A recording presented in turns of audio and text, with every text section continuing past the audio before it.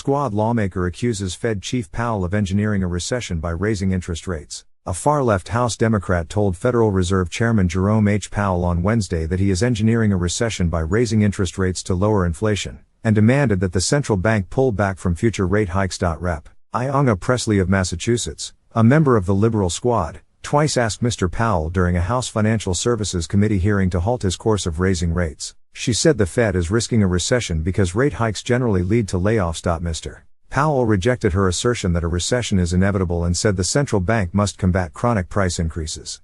"We're not seeking to have a recession, and we don't think we need to have a recession to get," he said before the lawmaker cut him off. Ms. Presley demanded of the Fed chief, "Will you pause interest rate hikes, yes or no?" "I don't do yes or no on will I pause interest rate hikes," Mr. Powell replied. He testified that the Fed needs to raise rates higher than previously expected to curb inflation, which was running at 6.4 in January. See also House lawmakers to advance backup plan for Treasury as debt ceiling deadline looms. The confrontation underscored the political quandary for Democrats on inflation that has soared during the Biden administration. Republicans blame Democrats' multi-trillion-dollar spending spree of the past 2 years for causing inflation to rise from 1.4 when President Trump left office to 9.1 last summer.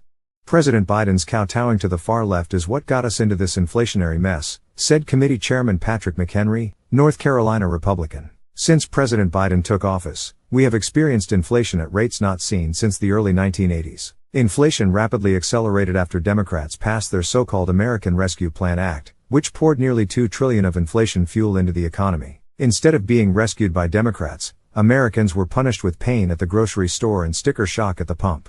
He said inflation this year remains broad-based and continues to hammer Americans' pocketbooks. Democrats countered that inflation in the European Union is higher, at 8.6. Mr. Powell said a common factor is that both economies have emerged from the pandemic, but he also said of the EU, "Their inflation looks a lot like ours did a year ago."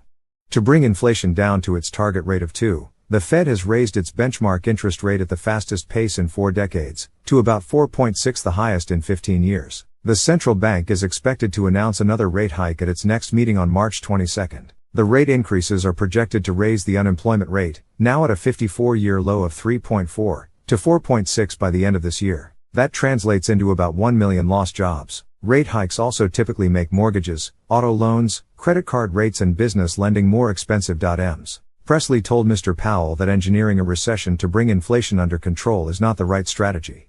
"The people who will bear the brunt of an economic recession are our most vulnerable," she said. The lawmaker asked Mr. Powell to explain the impact of the rate hikes on communities, families and businesses. "Well, right now we're trying to bring down inflation on behalf of all those families," Mr. Powell told her. "High inflation is hurting particularly working families all around the country very badly. If you're on a limited budget, and you don't have a lot of excess earnings, when prices start going up, you're in trouble right away." Ms. Presley interrupted him again, bristling that the Fed's strategy is unconscionable.